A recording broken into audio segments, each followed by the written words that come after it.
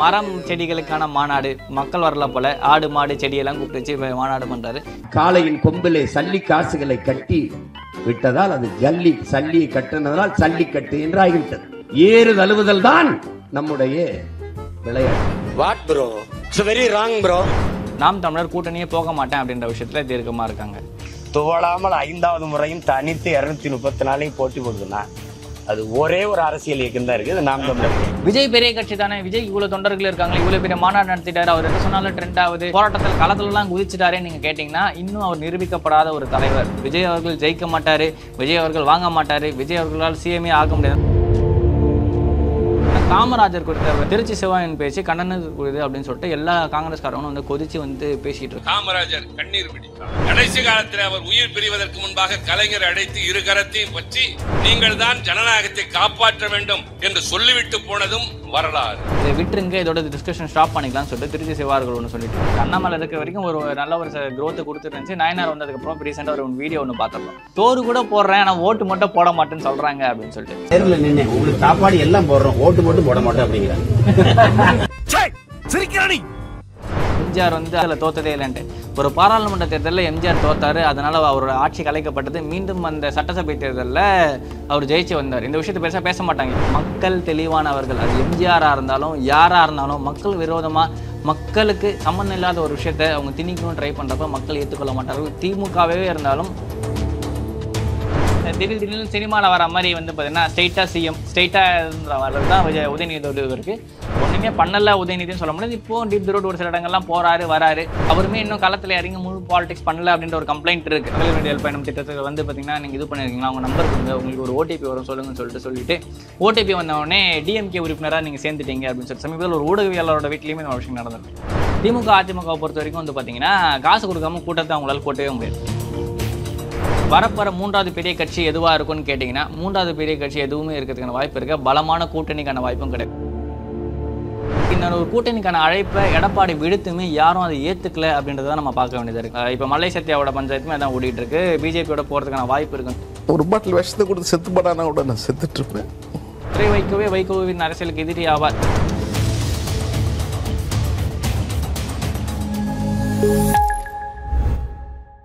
நாதஸ்மியா நேயர்களுக்கு வணக்கம்.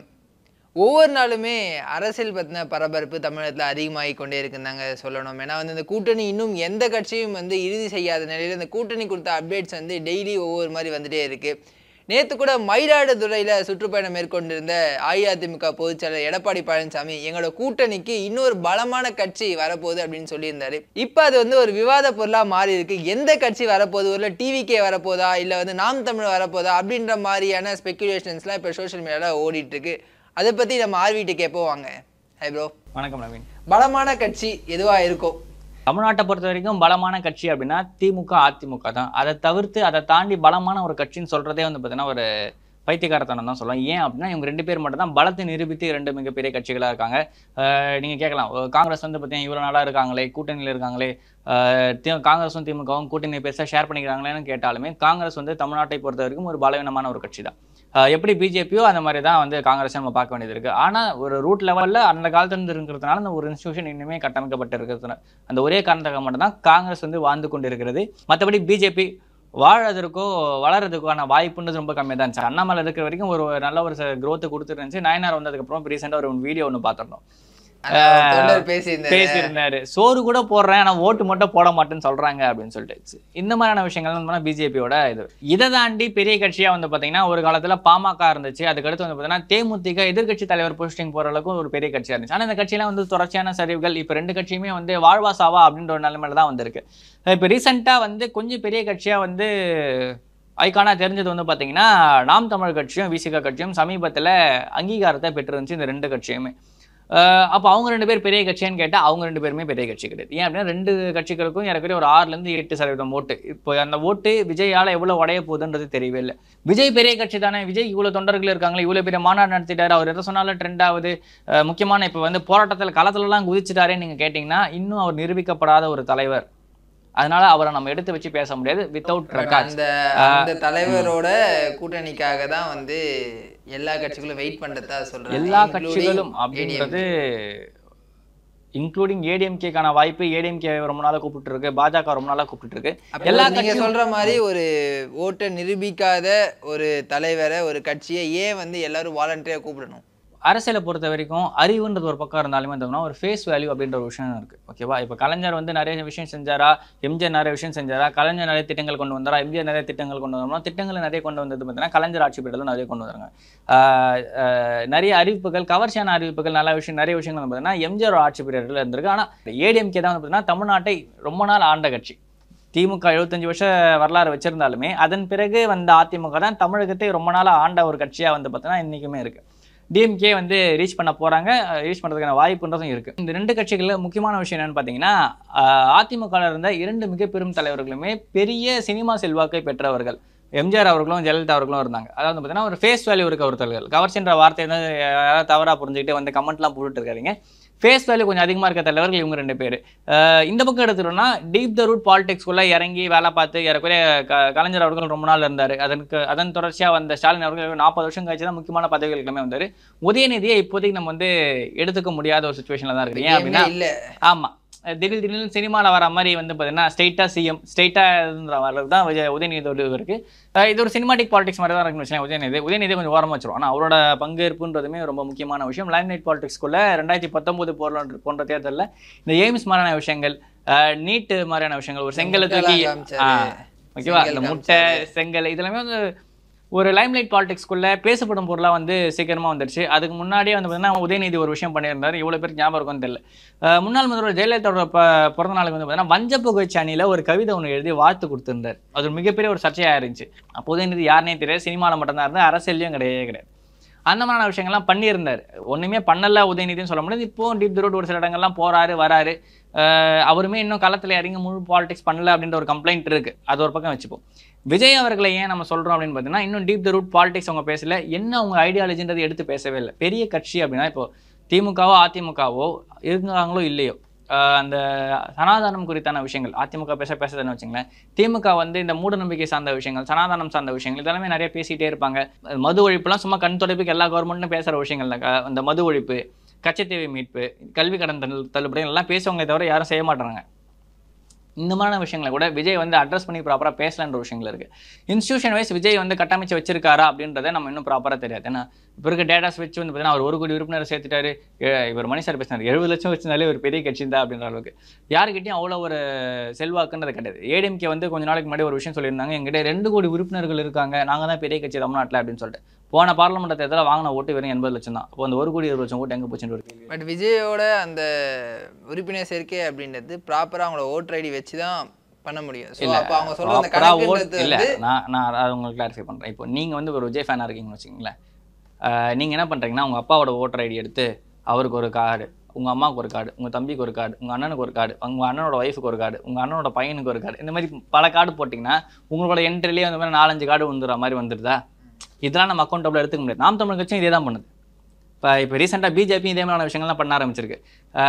ஃபஸ்ட்லாம் ஆதார் கார்டோட வச்சு நினச்சிட்டு இருந்தாங்க. நீங்கள் இப்போ உங்களுக்கு வெறும் ஓட்டர் ஐடி நம்பர் மட்டும் இருந்தால் போதும் சேர்த்துக்கலான்னா ஒரு 10 ஜெராக்ஸ் கடை 10 நெட் சென்டர் போனோன்னா அவன் கொடுப்பான் 100 ஓட்டர் ஐடி 100 ஆதார் கார்டு இந்த ரேட்டுன்ற அளவுக்கு வந்து விற்கிற அளவுக்கு சுச்சுவேஷன் இருக்குது. எக்கச்சக்கமாக இந்த டேட்டாஸ் வந்து வெளியே கசையுது.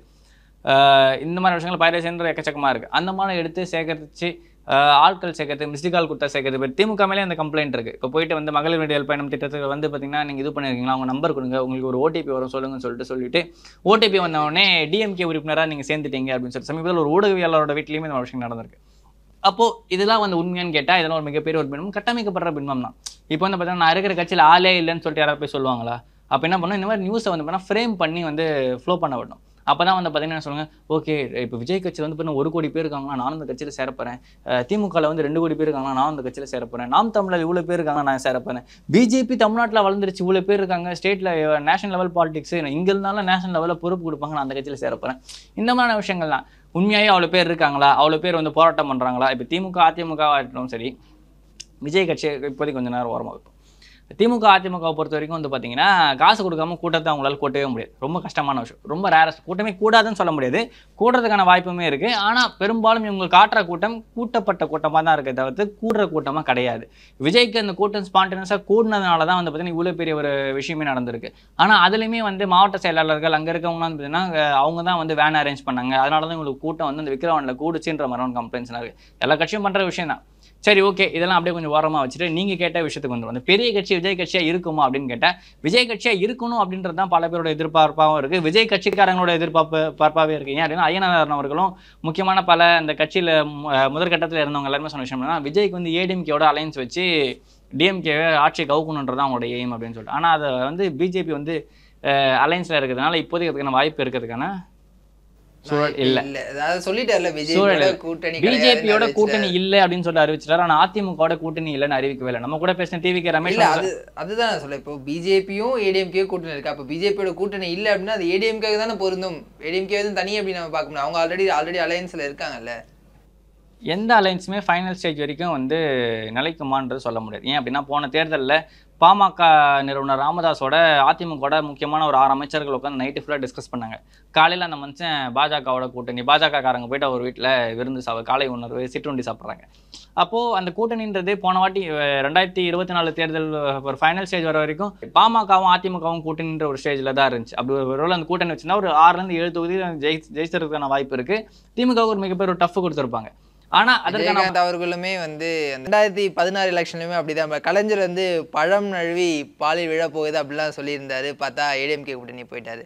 ஸோ அரசியல் நீங்க சொல்ற மாதிரி கடைசி நிமிஷம் வரைக்கும் எந்த கூட்டணியும் உறுதி இல்லை அப்படின்னு. அது இங்க இருக்க தலைவர்களை பொறுத்த வரைக்கும் வந்து பாத்தீங்கன்னா கூட்டணி இல்லை அப்படின்ற விஷயம் கூட்டணியில நிச்சயமா அவங்க பத்தி சொல்ல முடியும். ஏன் அப்படின்னா இன்னைக்கு கூட்டணியில் இருக்க வைகோ வந்து பாத்தீங்கன்னா பாஜக கூட்டணிக்கு போக போறதா வந்து ஒரு செய்தி இருக்கு. போக மாட்டார் அப்படின்னு சொல்லிட்டு யாராலும் சொல்ல முடியும். அப்படின்னா 2014 வந்து பாத்தீங்கன்னா வைகோ, ராமதாஸ், தேமுதிகலாம் வந்து பாத்தீங்கன்னா பிஜேபியோட சேர்ந்து அலைன்ஸ் இது பண்ணதான் ஒரு அலைன்ஸ் வச்சிருந்தாங்க. 2014 பார்லமெண்ட் தேர்தல் அப்போ தான் வந்து பார்த்தீங்கன்னா அன்புமணி ராமதாஸ் ஒரு தொகுதியும் பொன் ராதாகிருஷ்ணன் ஒரு தொகுதியும் ஜெயிச்சிருந்தாங்க. மற்ற 37 சீட்டுகளும் வந்து பார்த்தீங்கன்னா அதிமுக கைப்பற்றிருந்துச்சு. டிஎம்கே ஒன்று கூட வின் பண்ணவே இல்லை. அப்போவே பிஜேபி ஸ்ட்ராங்காக இருந்துச்சான்னு கேட்டால் அப்போ இருந்த அலைன்ஸ் பேஸ் பண்ணது வந்து பார்த்தீங்கன்னா வைகோ இருந்தார், பல முக்கியமான கட்சிகள் இருந்துச்சு, ராமதாஸோட கட்சி இருந்துச்சு, தேமுதிக இருந்துச்சு. இந்த மாதிரி கட்சிகளோட பலத்தை போய் யூஸ் பண்ணி இவங்க ஜெயிச்சிட்டாங்க. இதெல்லாம் வச்சு வரப்போகிற 3வது பெரிய கட்சி எதுவாக இருக்கும்னு கேட்டிங்கன்னா 3வது பெரிய கட்சி எதுவுமே இருக்கிறதுக்கான வாய்ப்பு இருக்குது. பலமான கூட்டணிக்கான வாய்ப்பும் கிடையாது. ஏன் அப்படின்னா ஓப்பனாக வந்து அவர் வந்து கூப்பிட்றாரு விசிகாவையும் கம்யூனிஸ்டும் நீங்கள் உங்களோட கூட்டணிக்கு வாங்கன்ட்டு. 2 பேரும் நிராகரிச்சிடறாங்க. இது வந்து பார்த்திங்கன்னா ரத்தின கம்பள வரவேற்பு மாதிரி தெரில, வஞ்சக வரவேற்பு மாதிரி இருக்குன்னு சொல்லிட்டு கம்யூனிஸ்ட் சண்முகம் அவர்கள் வந்து சொல்கிறாரு. திரும்பவும் அதே மாதிரியான விஷயங்கள் தான் சொல்கிறாரு. பாஜக எங்களுக்கு எதிரி கட்சியெல்லாம் கிடையாது, ஆனால் அவங்க பண்ணுற விஷயங்களுக்கு பிடிக்காது, அவங்க இருக்கிற கூட்டணியில் நாங்கள் சேர மாட்டோம். பாஜக பாமக இருக்க கூட்டணியில் விசிக சேராதுன்றது திட்டவட்டமாக சொல்லிட்டாங்க. இப்போ ஒரு கட்சியோட பெருமையான விஷயம் என்ன தெரியுமா?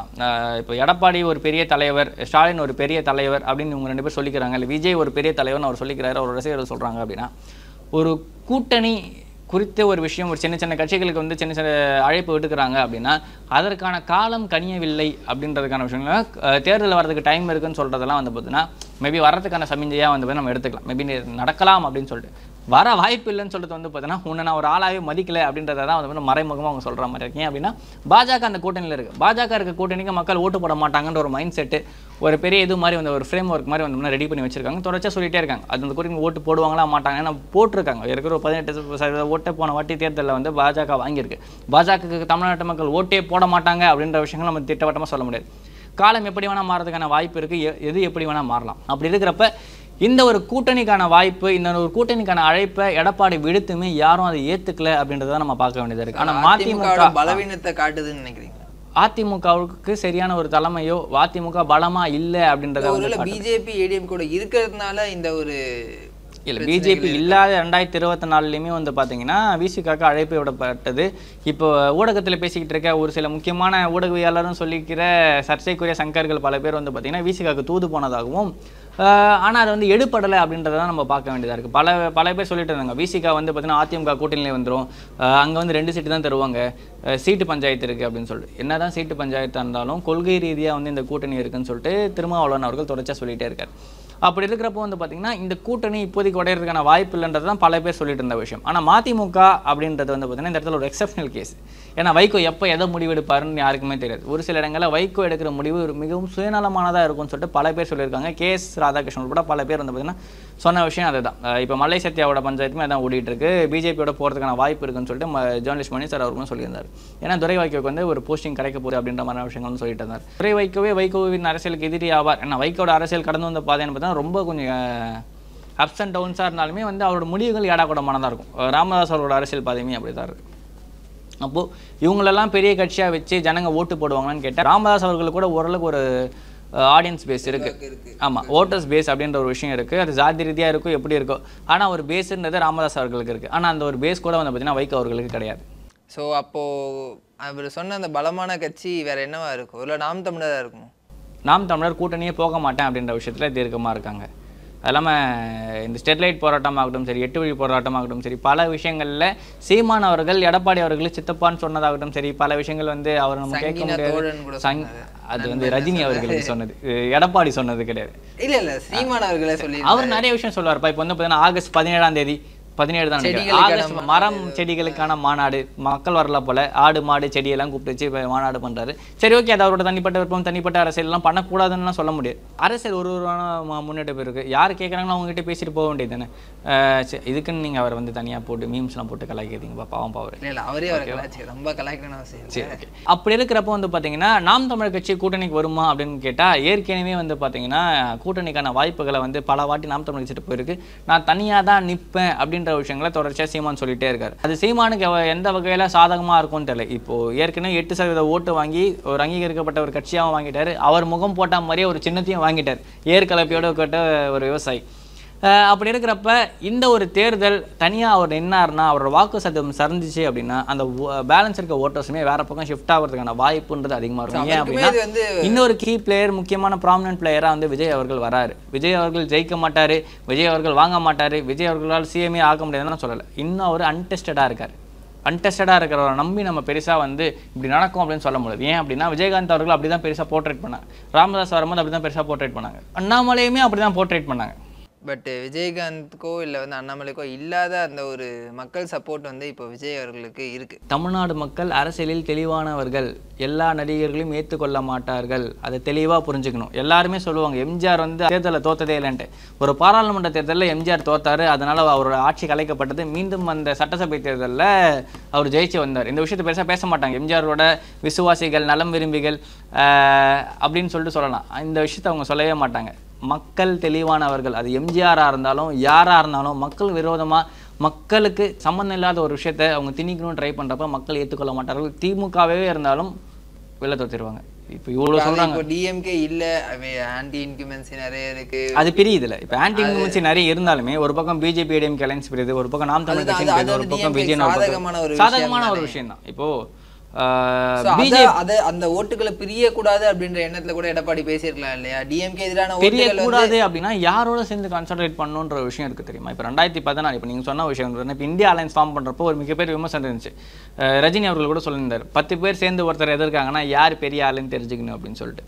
2014 வந்து பாத்தீங்கன்னா பாஜக வந்து சின்ன சின்ன கட்சி, ஜாதி கட்சி, அந்த கட்சி, இந்த கட்சி, சும்மா வந்து லெட்டர் பேட் கட்சிகளெல்லாம் கூப்பிட்டு வச்சு அங்கங்க ஒரு தொகுதி 2 தொகுதின்ற மாதிரி கொடுத்து ஒரு மிகப்பெரிய ஒரு அலைன்ஸ் மாதிரி ஃபார்ம் பண்ணி கன்சாலிடேட் பண்ணாங்க அந்த ஓட்டை.